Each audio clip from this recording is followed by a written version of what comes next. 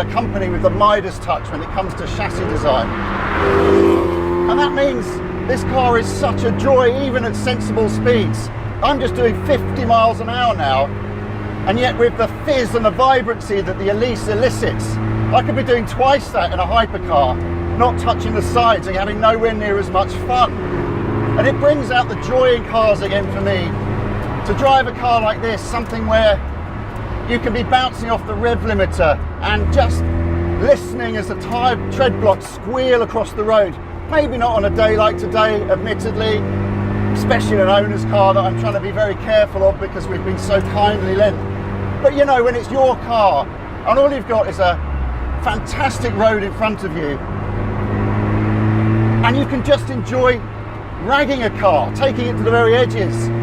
Whereas when a car's got too much grip and too much power, you just can't get anywhere near that. And then there's that little K-Series engine behind me. Now, it might not be the most evocative engine ever, and it might not be the most evocative engine Lotus ever produced. And I'm thinking of things like the twin cam, but it's still a part of the car, it's still a part of the experience, because even though it's only got 145 horsepower, because there's so little mass to move, it's just so responsive. It's like it's, look at that. It's like it's in the starting blocks, waiting all the time for the minute you press the accelerator and then boof, it's off. Just responds straight away. But you do sort of need to treat it a little bit like a supercar though, because you may have heard the K-Series tendency to munch through head gaskets.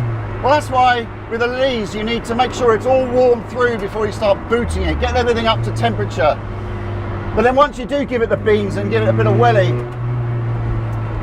it's not slow, it really isn't, especially when you get it at the upper reaches of the rev range like that. So once you get into 5,000 or so, it just pulls really hard, and it pulls all the way to the red line as well. And all the while, I've got that pop from the Jan Speed exhaust, which is an option fitted to this car from the factory.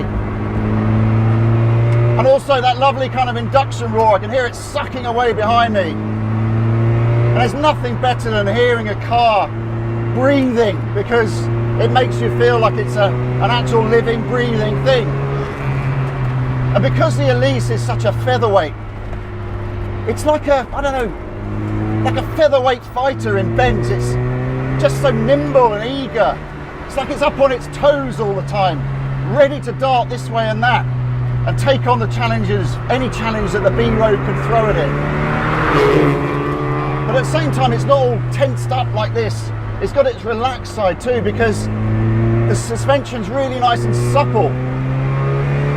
So that as you're going along like this, you're not being bounced around, or you don't feel like it's going to skip here and there. It's